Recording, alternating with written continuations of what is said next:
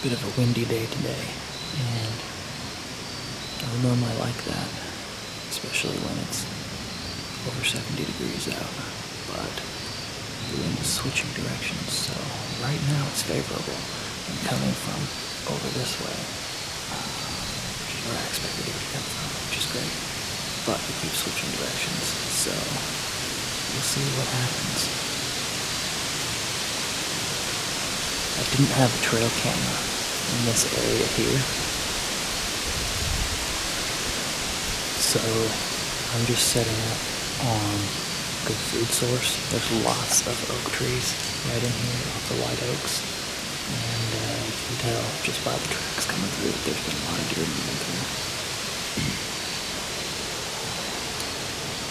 This field up here is also not planting crops, so our hunting opportunities may be a lot lower this year than they were last year. Neither the upper or the lower field on this piece of property had grain growing on it this year.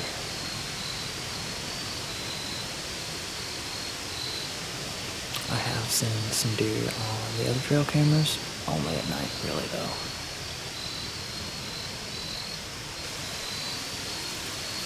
I am hunting in my new lone wolf tree stand, which you probably can't see here because I'm covering up literally the whole thing. But it is a very lightweight climber tree stand. The whole thing weighs 17 pounds, and it's got this nice cast aluminum platform here that doesn't make hardly any noise. So that is a lot nicer. I may do a review on this stand in the future. It's got some issues so far. It definitely doesn't feel as secure. Definitely doesn't feel as secure as the other one because there's nothing up in here to keep you contained at all. So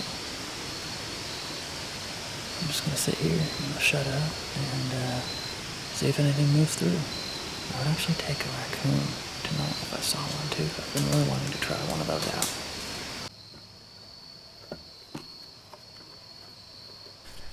Guys, I do apologize for the wind noise so far in this video. I am going to have to figure out something different to do with my audio while I'm out hunting. Not really feasible for me to have the lapel mic that I usually use in other videos, so we'll see.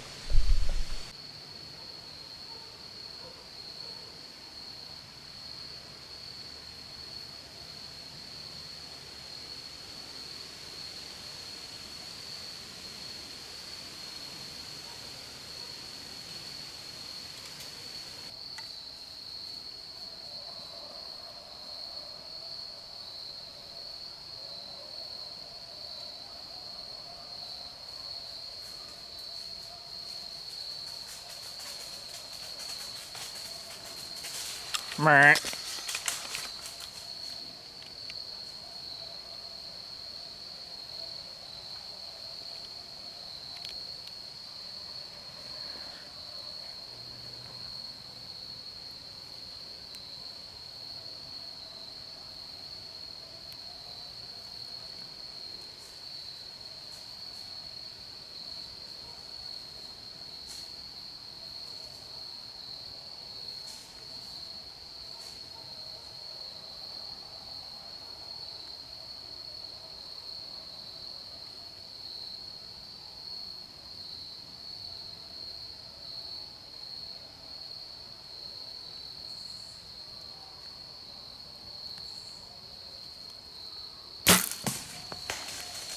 I know you can't see from this camera angle, but I did have a little bit of a hole through these trees here, and there was one little branch or a couple leaves in that hole between me and the deer, but they were close enough to the deer that I knew if I hit them with the arrow or the tip of the broadhead, it wouldn't be enough to deflect the arrow enough to matter. So anyway, that's exactly what happened, and we'll continue here.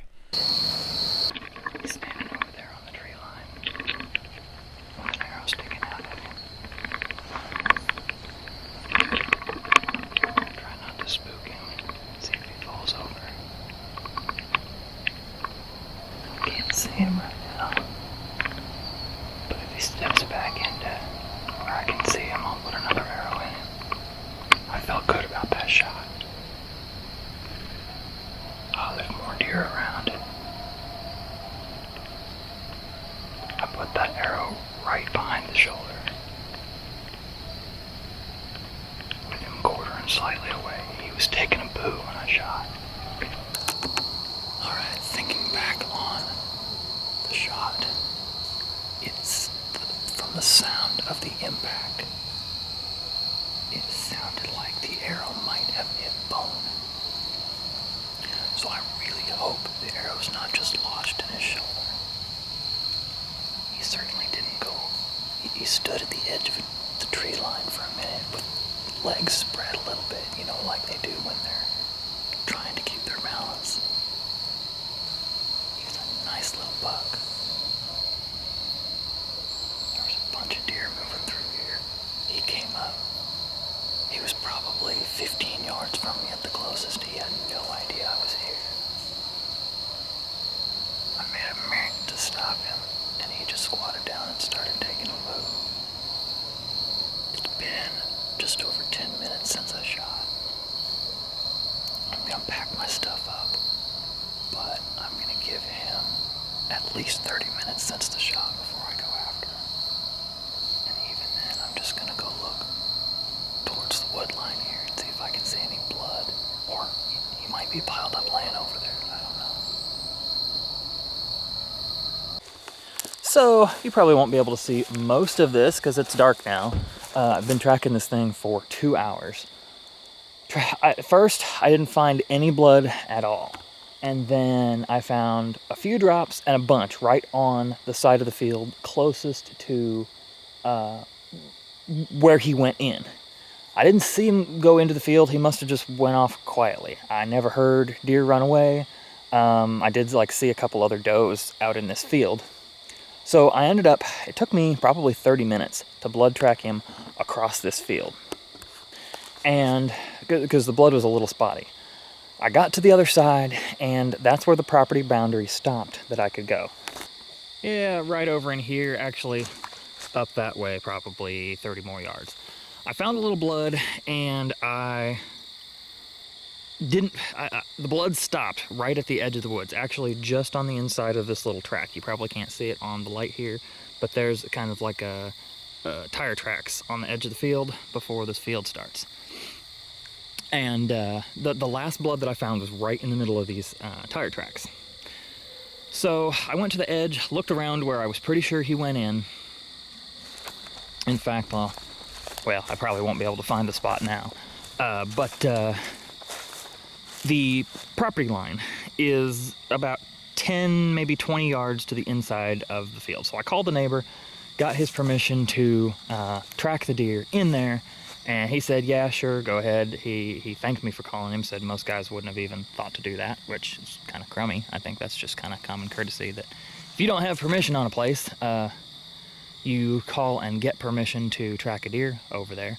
In Tennessee here, unlike some other states, you are required by law to get permission. You can't just track onto somebody else's property without permission. So anyway, I did. I called him, got permission, and I took off into the woods, kind of in the direction I thought the deer went. I thought, you know what? I'll just go around and see if I can see any blood across a log, see anything down in some dips and some ravines that are in there. Because a lot of times when deer jump over something, they will shake off more blood, and it'll be right there, like by the side of a fallen log. Nothing. I probably tracked for an hour that way. In the dark by flashlight, of course. So I came back, and there was... looked again at the blood at the edge of the field, and then I found some right on the inside of the field. I was about to call it quits and say, I'll just come back in the morning in the light and see if I can find some more blood. Well, I found a little bit of blood right on the inside of the timber, and it looked like there was a little clump of it, and I couldn't tell quite what it was by looking at it, so I picked it up, rubbed it around. There was a little grain in it, and it smelled like stomach. So at that point I knew that the arrow for sure hadn't just stopped on the shoulder and it had actually gone in and hit stuff. I knew I was going to find the deer eventually if I hadn't bumped him out. It was just a matter of time. So I blood trailed for a while, probably got 20, maybe 40 yards inside the edge of the field, or inside the edge of the timber, and lost the blood again. So I kept following the trail that he was on, and about 30 yards more, probably 50, 60 yards from the edge of the field, he was sitting there piled up. I did drag him out so that we could get the truck in here to pick him up, and so that I wouldn't, so that I'd be able to get back to him. But let me show you what we got over here. He is not as big as I thought he was when I shot him, which is okay. If you guys know me or have seen my past videos, I do not really hunt for antlers at all. Now, I probably will try to wait and get a bigger buck on the for my other deer, because in Tennessee you're just allowed 2 bucks per year. But little Forky, I thought he was a 6-pointer. Would have been a 6-pointer if he had some brow tines. And turns out the shot, so here you can probably see, I won't show the other side because it's bloody and YouTube wouldn't like that, but you can see a little mark right there where the exit hole was. Now, I anticipate that the broadhead might still be in there and just kind of rubbed around. The shot, as you could probably tell from me saying there were stomach contents, hit a little far back on the other side. It didn't hit the shoulder like I thought it did. So anyway, nice little buck. I am very happy with it. Decent body size on it. Yeah, this guy's probably only a 1.5 years old. But yeah, nice body size. He will have quite a bit of good meat. Actually, he's probably bigger than the biggest doe I shot last year. So I am very happy with that. I'm gonna get him gutted up and back to the house. I'll probably hang him overnight, butcher him first thing tomorrow morning. So, oh, I think I mentioned, but the arrow did break off. Not sure if it broke off outside of him or inside of him, so I'm gonna be really careful when I'm gutting. Anyway, guys, that's all I have for tonight. Thank you so much for watching this video. I really appreciate it. First deer of 2021, and I could not be happier with him. So I will see you guys on the next one. Y'all have a good one.